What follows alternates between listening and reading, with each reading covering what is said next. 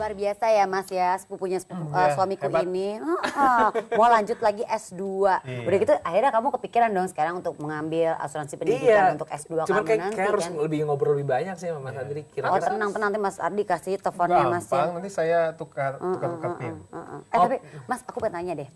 Sekarang ini asuransi pendidikan tuh di Indonesia tuh udah kayak apa sih? Apakah emang udah semakin banyak orang-orang yang aware dan peduli untuk ya memiliki asuransi pendidikan? Kalau pertanyaannya lebih kepada awareness, saya rasa sih awarenessnya sudah semakin meningkat. Kenapa? Seiring dengan meningkatnya middle income ya, kelas itu 49% dari total populasi Indonesia. 49%. Wow, Jadi ya hampir Ekonomi setengahnya yang lah ya menengah ekonomi ini ya. kita. Wah, kita memang lukratif lah, sudah meningkat nih ekonomi kita. Makanya kemudian investor foreigners semakin itu banyak ya. investasi senang di Indonesia. Jadi awareness-nya sudah ada. Jadi udah mulai meningkat.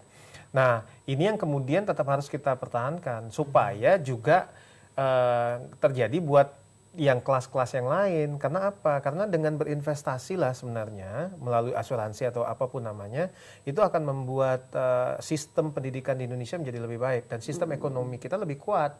Kenapa saya percaya bahwa yang namanya ekonomi kuat itu didukung dengan orang-orang terpelajar yang berpendidikan tinggi. Nah, pendidikan ini kan tentunya butuh biaya. Butuh biaya bisa didapat langsung atau berinvestasi melalui asuransi atau berinvestasi di tempat lain. Bahkan saya pribadi pun membeli untuk anak saya itu pada saat beliau masih anak saya usia 2 tahun gitu, saya udah beli investasi asuransi untuk pendidikan. Aku jadi kepikiran nih.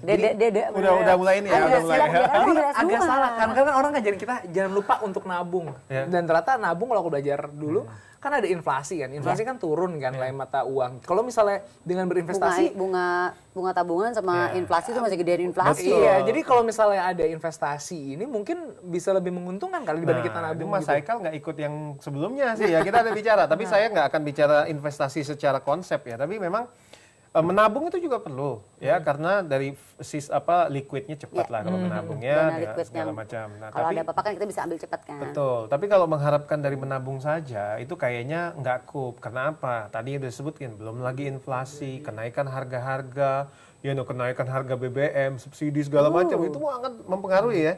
Karena makroekonomi, mikroekonomi itu bergerak, itu mempengaruhi. Jadi memang harus ada dana yang kita sisihkan untuk membeli asuransi, membeli investasi yang lain. Dan harus dibagi. Buat pendidikan juga harus gitu ya? Harus gitu, memang harus kita sisihkan. Jadi mungkin kalau jalan-jalan ke mallnya agak dikurangin dikit gitu ya. Disisihkan jadi dana pendidikan. Yang tadinya bisa setiap hari, ya mungkin jadi seminggu sekali gitu. Disisihkan biayanya ke sana. Kalau nggak bisa. Dan waktu kan cepat banget kan berlalu kan. Iya. Ya kemarin harganya berapa, sekarang udah harganya berapa. Tadi saya baru cek, dan ini benar-benar saya baru cek tadi pagi di internet. Kemudian saya telepon salah satu universitas ternama karena saya mau ngambil satu mata kuliah gitu ya. Itu luar biasa kenaikannya hampir 100% dari tahun lalu. Tahun lalu? Ya. Nah. Jadi kebayang kan. Berarti kamu mesti buru-buru siapin dari sekarang deh. Mbak Iji mau bantuin aku nabung? bikin asuransi. Kamu bayarin anakku sekolah ya. Kita berdua jago untuk berdoa aja. Jadi kalau kita bantu berdoa juga boleh. Support dengan doa. Aku jadi pingin nanya deh Mas. Misalnya kan dari tadi ngomong pendidikan gitu. Kalau misalnya ternyata karir kita itu nggak sesuai sama pendidikan, itu sebenarnya bermasalah nggak sih? Waduh. Banyak soalnya. Banyak karena kan mau ngambil S2 nih, jadi aku juga gue takutnya salah langkah gitu. Cuman itu gimana tuh Mas? Sebenarnya gini, alat ukurnya jangan itu. Karena di Indonesia ini memang kita unik ya, negara yang sangat unik. Karena opportunity, peluang itu demikian besarnya, kemudian supply tenaga kerja itu nggak begitu banyak yang bisa cocok. Jadi yang namanya talent di dalam organisasi, di dalam negara kita itu nggak terlalu banyak. Sehingga yang paling penting yang harus diukur adalah, kalau dalam kesempatan lain selalu saya bilang begini, happy nggak sih ngelakuinnya? Puas nggak sih ngelakuin? Alat ukurnya itu aja deh. Ya, kalau kita happy, kita satisfied melakukannya, artinya Anda sudah mendapatkan pekerjaan yang tepat. Sesuai, iya. Walaupun kadang nggak sesuai dengan passion kita.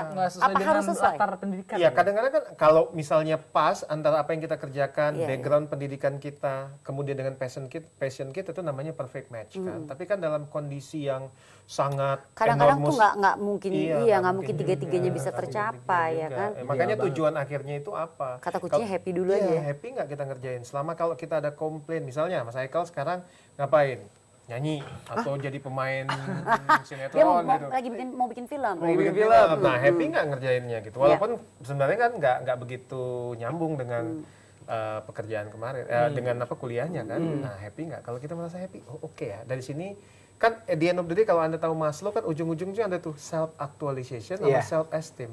Kalau dua itu udah kepenuhi, misalnya saya bisa mengaktualisasi diri saya nih dengan pekerjaan ini. Kemudian esteem, ada rasa bangga. That's it. Ini kayak lagi kuliah lagi. Gila ini pelajaran aku di kampus.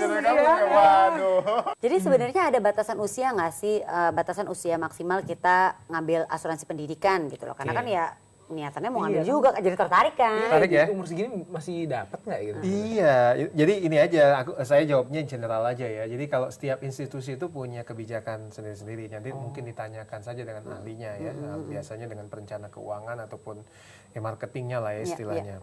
Tapi yang saya mau sampaikan dan tekankan di sini adalah secepat mungkin deh.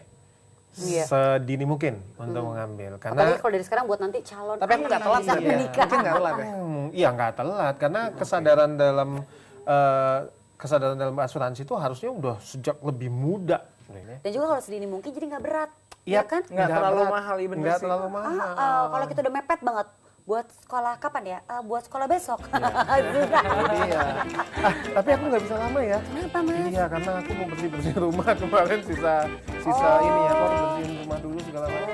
Jadi mampir doang. Iya, mampir doang. Tapi terima kasih loh Mas Ngasih oleh-olehnya. oleh-oleh. Iya, Tadinya iya. kepikiran bisa ketemu Mas Haryo, tapi Nanti ntar aku suruh oke, ke. iya. Thank you banget. Nanti kapan-kapan Mas Eka kalau kita mau ketemu lagi ya. Thank you. Ntar kamu tanam Bye. lagi. Bye. Bye, Thank you ya. sampai ketemu. Bye. Seru kan? Jadi Tangganya cerdas asik. banget. Iya.